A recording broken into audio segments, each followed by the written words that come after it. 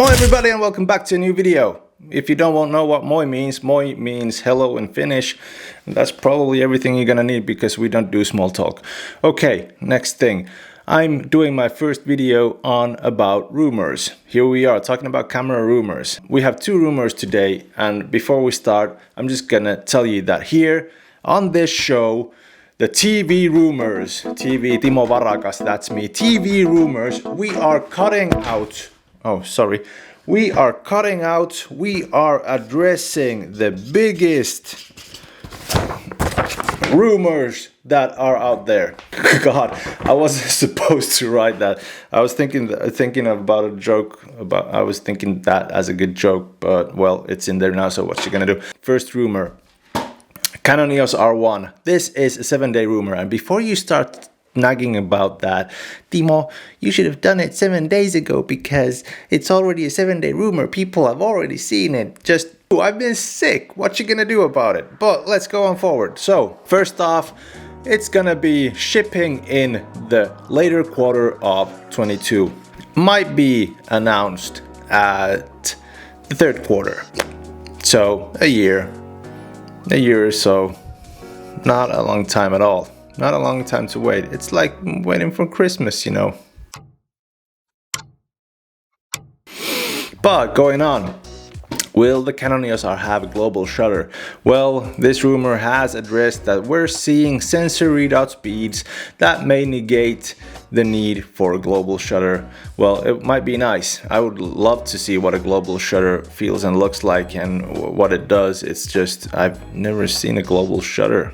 So I'm so new doing this, so new to these rumors too. Now, this is the thing that doesn't really make sense to me. Thinking the Canon EOS R as a 5D series DSLR, a camera built for pretty much every situation. But wasn't the R5 supposed to be that? You know, D5, 5D, 5DS, R5, 555. You got the 5s there, so it's a 5 series. And then we got the R1 that's supposed to be the 1 series, like 1D, 1DX, 1DS, everything like that. So what's going on here? A jack of all trades, a master of none, except that it will be a master of everything. What does that mean? I mean, it sounds nice on paper, at least. I would love hearing people say that about me, but what does that mean? What does it mean that you're a master of none, but except it's a master of everything? Can it be a master of everything? I mean, like the R5 has a 45 megapixel camera. They're going upwards, I know, 80 megapixels probably. Lots of video things that you can do with it, like 8K video, 4K video, I don't know, everything like that. So there's just one concern that comes to mind, and it's overheating. Overheating is a devilish word amongst the Canon users, but here we go, and we said it. Has the design been finalized? Well, I love this that they've been actually taking some feedback from the users using the R3 and help finalize the specifications of the R1. So that's good. You should always hear out customer feedback, user feedback. If you have a company, if you're doing photography, if you're doing filmmaking, customers give you feedback. Always listen to it. It's not to criticize you. It's just their viewpoint.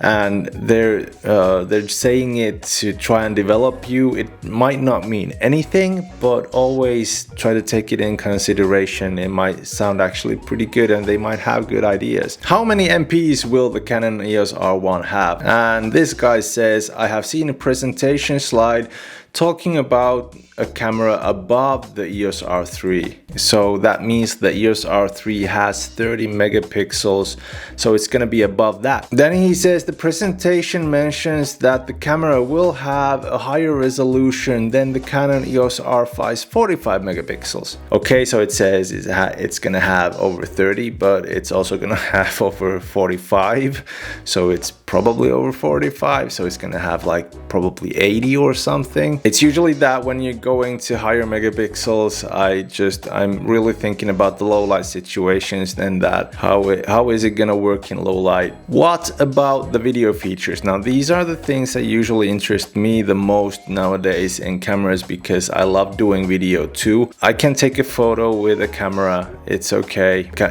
I don't mind what kind of camera I'm using. Of course, if it's a Canon, because I'm using a Canon camera myself, it makes things easier. The video capabilities are always more interesting because it's something that I'm getting more and more into these days. So here it just says that I think it's safe to say that it'll shoot 8K at various frame rates. So are we gonna see 8K in 120? Are we gonna see 8K in 240? Probably not. That's pretty big. That would be a pretty big thing. But and the file sizes and everything, Jesus, that's just ridiculous. So about the price, they tell you here that it's gonna be more than the R3, but you're not gonna see any $10,000 camera bodies anymore. I hope that's true, because if you're thinking about the Nikon Z9, that costs about $5,700, okay? But the Nikon lacks video capabilities, if I remember correctly. I haven't read about Nikon news. I'm not that interested in Nikon these days anymore, but what I've understood, it lacks with video capabilities.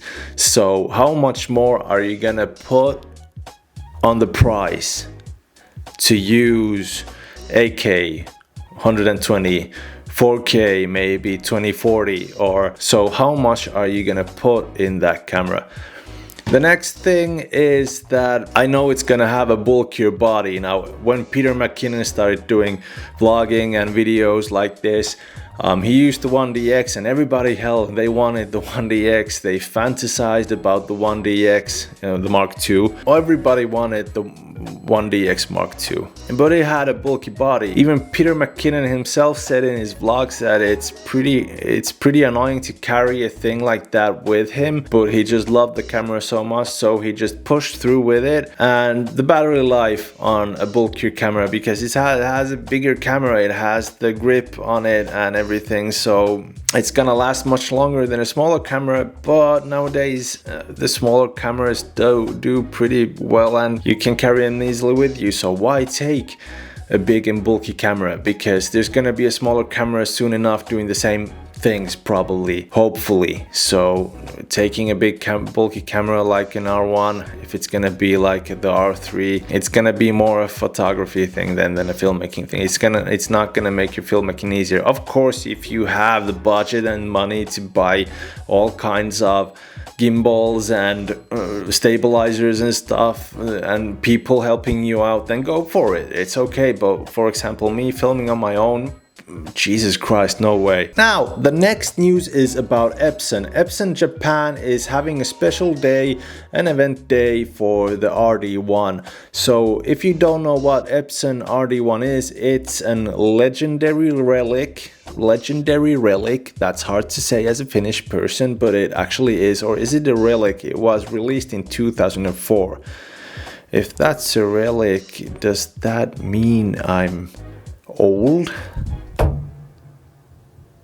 No, I'm not old. But if you don't know what the RD1 is, the Epson RD1 is a camera released in 2004, like I said, and it was the first camera to have a rangefinder. And this camera is pretty sweet. It uses a Leica M mount. I've been dreaming of this camera for like ages. Why am I scratching my neck? It's like I'm lying. No, I'm not. This camera is a relic. It's beautiful. It probably takes even greater pictures. The first one has had a 6.1 MP sensor, and then they came out, was it 2009, I think, with the RD1X, like the DX1, but it was the RD1X Epson, and they released it only in Japan, so you couldn't get it anywhere else. Probably nowadays you could get it secondhand. Now this is a camera that I've been dreaming about. I've been thinking about that if I could get my hands on one, I'd really love to take some pictures for my Instagram and for my portfolio with it. I think it's a beautiful camera. I don't know why, but I just love the design on it and everything about it. It's just a relic. It's nice. It would be nice to have that on your shelf, even if you're not using it as in a glass box and showing it to everybody. This is the first camera with a pathfinder, with a viewfinder, with a freaking rangefinder. Jesus Christ, my words are getting tangled up. It's the first camera with a rangefinder. But that is the rumors for today. Hopefully more rumors coming soon. It was fun to make this kind of video, just babbling about rumors, getting to know more about cameras in general and the speculations about it and everything like that. It's fun to read about them, read the comments, what people talk about those cameras. If you're actually new to these rumors, comment down below, tell me what you think about them. Even if you're old to these rumors, if you read them 7 days ago, just comment down below, tell me what you think about them. Are you gonna get the R1 when it comes out? Do you think that you're gonna need one? Do you already own the R3 and the R5 and you think like you don't need it? Or is it something that you're definitely gonna try out? Is it something that you've been definitely waiting for? Are you still shooting with the 1DX Mark II and thinking about upgrading to the R1 or something, or the 1DX Mark III maybe? That was a nuclear explosion, because this is the end. I'll be seeing you on the next one.